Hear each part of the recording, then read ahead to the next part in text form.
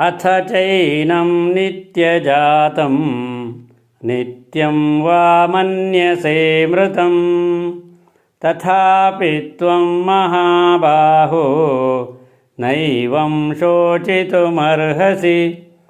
जातस्य हि ध्रुवो मृत्युः ध्रुवं जन्ममृतस्य च तस्मादपरिहार्येऽर्थे न त्वं शोचितुमर्हसि।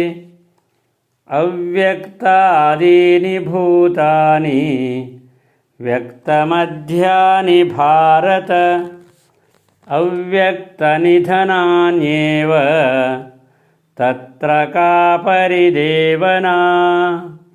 आश्चर्यवत् पश्यति कश्चिदेनम् आश्चर्यवद्वदति तथैव चान्यः आश्चर्यवच्चैनमन्यः शृणोति श्रुत्वाप्येनं वेद न चैव कश्चित्।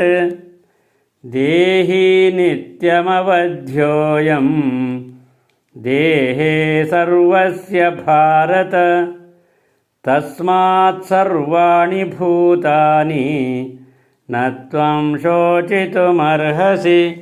हरिः ओम्।